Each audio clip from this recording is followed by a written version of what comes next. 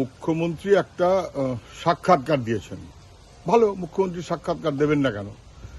গুলগাপ্পা অনেক বেড়েছেন এবং স্পষ্ট হয়ে গেছে যে আসলে গুলবাজ দি গ্রেট। যত অসত্য, যত মিথ্যা, কোনো বাধা নেই। কি বললেন সব কথাই বলতে পারবো না।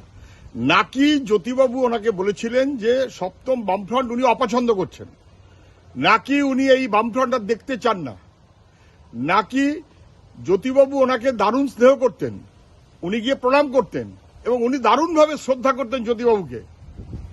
ওরকম মানুষ হয় না, এখনকার নেতাদের সঙ্গে তা মেলে নাই। সব বললেন। জ্যোতিবাবুকে ঘাটের মরা কে বলেছিলেন? বুড়ো ভাব কে বলেছিলেন? আচ্ছা, এতই যদি জ্যোতিবাবুর প্রতি আপনার শ্রদ্ধা ইত্যাদি যে আপনি বললেন ভুলে পড়া, তা যদি হয়েই থাকে, তাহলে সল্টলেক স্টেডিয়ামে জ্যোতিবাবুর নামের নাম ফলকটা উড়িয়ে দিলেন কেন? যুব ভারতী ক্রীড়াঙ্গন। আচ্ছা বেশ, রাজারহাট টাউনশিপ নতুন একটা শহর গড়ে উঠল, নাম তার জ্যোতি বসু নগর। ক্ষমতায় এসেই 1.5 পয়সার কাজ করেননি, জ্যোতি বসু নগরের নামটা বদলে দিলেন কেন? না বোঝার কোনো কারণ আছে নাকি? এর উত্তর দিন।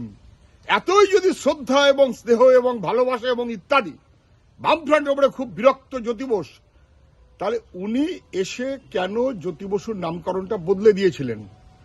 উত্তর দেবেন? বরং পারলে মনে রাখবেন, জ্যোতিবাবু বিরোধী দলের নেতা, মুখ্যমন্ত্রীর নাম বিধান রায়।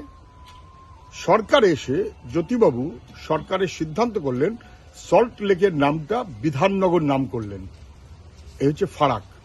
জ্যোতিবাবু স্টেটসম্যান, আর মমতা ব্যানার্জি আমি তার সঙ্গে তুলনা করার পক্ষপাতেই নই। দুর্ভাগ্য আমাদের। গুলবাজ দি গ্রেট।